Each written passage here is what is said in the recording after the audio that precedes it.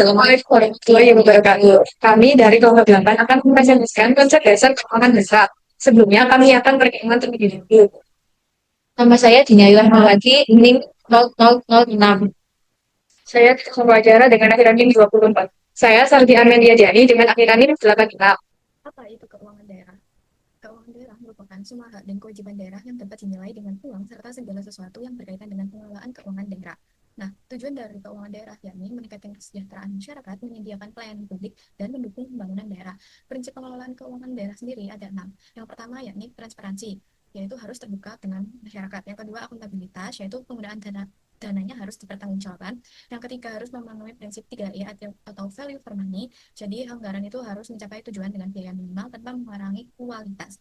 Yang keempat, ada kepatuhan hukum harus sesuai dengan peraturan perundang-undangan. Yang kelima, disiplin anggaran, yaitu tidak melebihi APBD yang telah ditentukan. Dan yang terakhir, yaitu keadilan dan juga pemerataan. Alokasi anggarannya harus merata sesuai kebutuhan masyarakat. Instrumen keuangan daerah atau yang disebut APBD. APBD merupakan alat utama dalam pengelolaan keuangan daerah yang digunakan untuk mewujudkan tujuan pembangunan dan pelayanan publik. Anggaran pendapatan dan belanja daerah ini merupakan rencana keuangan tahunan pemerintah daerah di Indonesia. Anggaran ini disetujui bersama oleh pemerintah daerah dan DPRD. APBD ini berfungsi sebagai alat utama pembangunan, pelayanan publik, dan juga kesejahteraan masyarakat.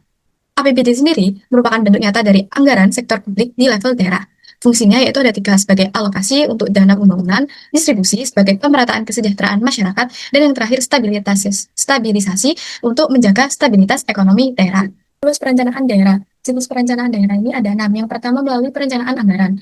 Pemerintah menyusun program dan kegiatan itu berdasarkan kebutuhan dari masyarakat dan prioritas dari pembangunan daerah. Yang kedua penganggaran atau kita sebut APBD. Nah, program sama kegiatan yang udah direncanakan tadi kita menuangkannya ke dalam APBD dan dibahas untuk disetujui bersama dengan DPRD. Lalu yang ketiga pelaksanaan. Nah, dari APBD yang telah disahkan tadi digunakan untuk membiayai pelaksanaan program dan kegiatan pemerintah daerah. Yang keempat, penatausahaan. Nah, setiap penerimaan dan pengelolaan daerah dicatat, dikelola, dan didokumentasikan secara tertib sesuai dengan peraturan yang berlaku. Yang kelima, yakni pelaporan. Pemerintah daerah menyusun laporan keuangan sebagai bentuk transparansi dan penyampaian informasi kepada pihak yang berkepentingan. Yang terakhir, pertanggungjawaban. Hasil dari pengelolaan keuangan daerah itu dipertanggungjawabkan kepada DPRD dan juga masyarakat. Nah, fungsinya untuk mewujudkan akuntabilitas pengelolaan keuangan daerah. Keuangan daerah mencakup seluruh hak dan kewajiban daerah yang dapat dinilai dengan uang. Salah satu bentuk nyata pengelolaan keuangan daerah adalah penyusunan anggaran daerah atau yang kita sebut APBD.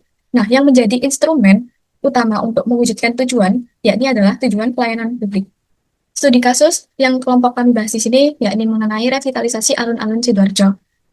Latar belakang dari studi kasus ini, yang pertama, pemerintah Kabupaten Sidoarjo itu tuh melakukan revitalisasi alun-alun di Sidoarjo dengan anggaran sekitar 24,6 miliar.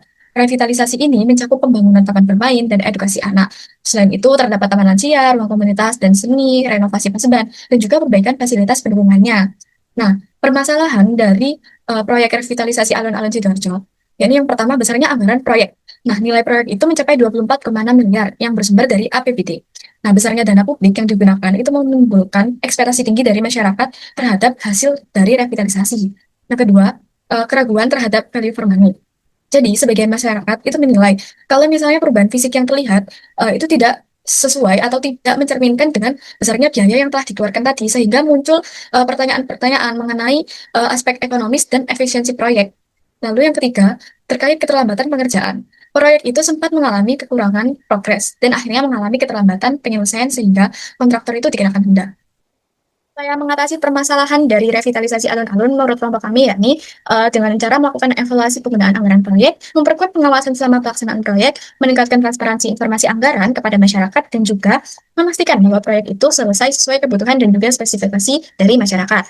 Nah, kelompok kami menganalisis revitalisasi alun-alun Sidoarjo menggunakan konsep value for money itu terdiri dari yang pertama dari segi ekonomis.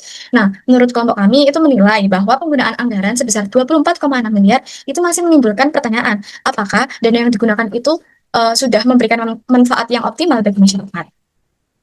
Lalu, dari segi efisiensi, menunjukkan bahwa adanya keterlambatan dalam penyelesaian proyek. Nah, itu tuh menyebabkan penggunaan waktu sumber daya itu kan berarti kan belum optimal gitu. Sehingga dari sisi efisiensi ini perlu dievaluasi lagi. Lalu dari aspek efektivitas, tujuannya itu kan untuk menyediakan ruang publik yang lebih nyaman. Nah, pada dasarnya itu kan udah tercapai tuh fasilitasnya dimanfaatkan oleh masyarakat. Namun dari segi efektivitas itu harus perlu dikaji dan juga dievaluasi terlebih dahulu ke depannya biar kayak memastikan apakah manfaat yang dikeluarkan ini udah sebanding dengan biaya yang telah dikeluarkan. Jadi kelompok kami itu berpendapat bahwa proyek revitalisasi ini itu masih memerlukan evaluasi lebih lanjut biar prinsip value for money-nya itu masih tercapai secara maksimal. Ini yang seharusnya dilakukan oleh pemerintah. Ini juga sama seperti slide sebelumnya, yakni upaya mengatasi permasalahan mirip-mirip. Cuman ini yang menurut kita yang seharusnya dilakukan pemerintah yaitu dengan melakukan transparansi anggaran, yaitu dengan menyampaikan rincian, terus komponen biaya, kok bisa sih nilai proyek itu sampai 24,6 miliar. Lalu yang kedua yaitu dengan melakukan evaluasi value for money. Nah, yaitu dengan melakukan audit ekonomi, efisiensi, dan efektivitas setelah proyek itu selesai. Terus pemerintah itu seharusnya juga membandingkan biaya dengan manfaat yang diperoleh oleh masyarakat. Nah, lalu yang ketiga ada penguatan akuntabilitas. Nah, ini tuh dengan memastikan apakah proyek itu sesuai uh, dengan spesifikasi dari masyarakat. Nah, ini tuh juga harusnya melibatkan masyarakat dalam evaluasi dari hasil revitalisasi. Lalu yang terakhir yaitu prioritas belanja daerah. Nah, memastikan bahwa setiap proyek yang menggunakan APBD ini tuh memberikan manfaat publik yang sebanding dengan biaya yang telah dikeluarkan. Nah, terakhir kesimpulan. Pemerintah itu mengeluarkan dana sekitar 24,6 miliar untuk memperbaiki dan mempercantik alun-alun di Sidoarjo agar masyarakat memiliki ruang publik yang lebih nyaman.